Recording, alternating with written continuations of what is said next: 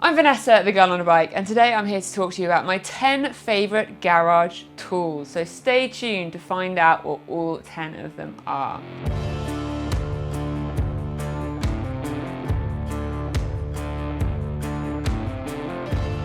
Before I get into it, I just want to let you know that I'm not a professional mechanic. I am just a home DIY mechanic that is learning as I go and getting stuck in trying to do as much bike maintenance as I can. And these are some of the 10 tools that I don't think I would want to live without.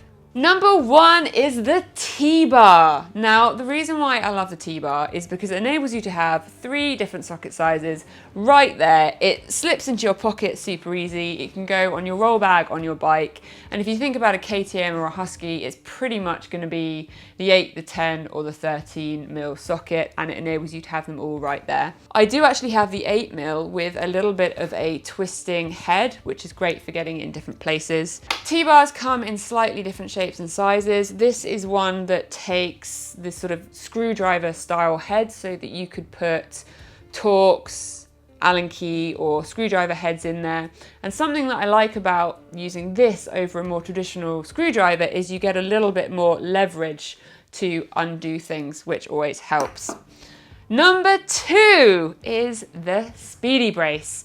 This is an absolute game changer when you have a really long bolt. So I'm thinking in my head, clutch baskets where you are twisting and twisting and twisting for days, but with a Speedy Brace, look at the speed you can do them up.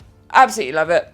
Number 3 is the good old torque wrench. I'm not going with white knuckles. I want to make sure that I'm doing things to the right specification of Newton meters by the owner's manual and to make sure it's safe and doing my bike maintenance correctly. So torque wrenches, I do actually have another video on why I use torque wrenches, so make sure you check that out as well. So this is a Teng tool one. It has a ratcheted head to make it easier. And we've got those in 4 different sizes to cover the torquing requirements that we have. Number 4 is Wirelock. So these handy little things are great for roadside fixes, keeping things tight. I'm going to try and demonstrate without taking my finger off. So this is effectively a pair of pliers that lock on. So there is a piece of wire, and then you can pull it and it will twist them on. There we go, it's twisting. Don't want to do my finger up though. One of the things I do with these the most is probably securing grips on the handlebars. Super handy little tool to have. Number 5 is my C-Tech smart charger. Now this is a maintenance charger that goes on the motorcycles. Now I would say that batteries on a motorbike are probably one of the most underappreciated pieces of mechanics, because without your battery running, you're not going to have a very happy machine, and batteries unfortunately do need looking after, and one of these will typically make your battery last 3 times longer, and more importantly, make sure that your battery is ready to go when you want to go, and you're never going to come out and find a flat. So that is a C-Tech smart charger. Number 6 is this beast. So this is a Rabiconda Tyre Changer. Doing enduro off-riding, I'm forever needing to change tyres, but with this I've actually managed to get my tyre changes down to 4 minutes 22 seconds. Really does make a difference when you have the kit that helps you do the job. You can check out my video of my tyre change if you don't believe that time, and I've also got a video that shows you the full process of how to change a off-road dirt bike tyre the most effective and effortless way. I'm a small girl and I can change a tyre pretty effortlessly. So that's the Rabiconda. Number 7 is a multimeter.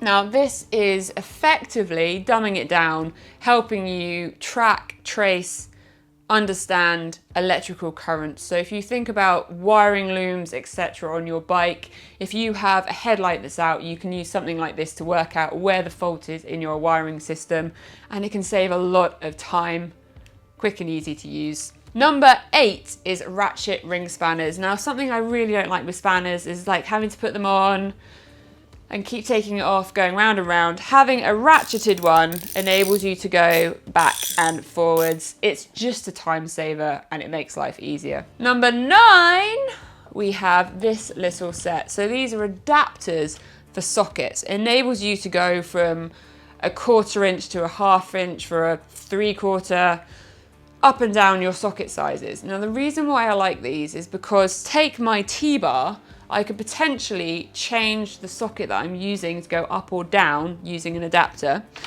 An advantage of having a set of adapters is that you can potentially then have one set of sockets, your different torque wrenches, your different hand tools, and use the one set of sockets. So actually it can save you a little bit of money and gives you a bit of versatility out of your tools. And then finally, number 10 is the bearing puller. So this enables you to pull out bearings. This goes through the middle, you widen it up, and then you use the hammer to pull it out. So you go whammy with that, and enables you to get those bearings that sometimes can get pretty fused in out with the right tool. So that is a run through of my top 10 garage must-have tools. I'd love to hear what you think. What are your favorite tools? What have I missed in my top 10? Maybe it would have been my number 13, but what are the 10 that you would have put in the list? Get in the comments below. I'm Vanessa, the girl on a bike. Please hit subscribe, check out my other social channels, and let's go through some of your recent questions. Death Road in Bolivia. So a couple of years ago, Rocky Monster, my husband and I were lucky enough to do an adventure trip in Bolivia, and we rode the notorious Death Road. Some of you have had a bit of alarm about riding such a road because there are huge drops. Was I scared? Yeah, I probably was. But I think part of why we ride motorcycles and go to extreme conditions is that we enjoy a little bit of that fear, so I felt pretty alive. Okay, was Death Road really dangerous, and did I feel intimidated riding it? Now, actually, once you've done a motorcycle trip around Bolivia, you become pretty normalised to huge drop-offs on the side of the road, and I'd say that Death Road was probably one of the least scary of the roads that we've done, and that is because it is no longer an active public through everyday traffic road. It's actually really a bit of a tourist destination. I don't want to play it down because doing Death Road is really, really cool, but it is kind of one way, and most of the people that you find on it are bicycles, so I actually really enjoyed riding that road. Is it true that there are graveyards or gravestones on Death Road? Unfortunately, that one is true, and it's kind of eerie. You're riding along feeling quite a lot of appreciation for the fact that you're still riding. But yes, unfortunately, Death Road gets its name because a lot of people have died on Death Road. Cool, thanks so much for all your questions. Keep the questions coming, and I will try and continue to answer your questions in future videos.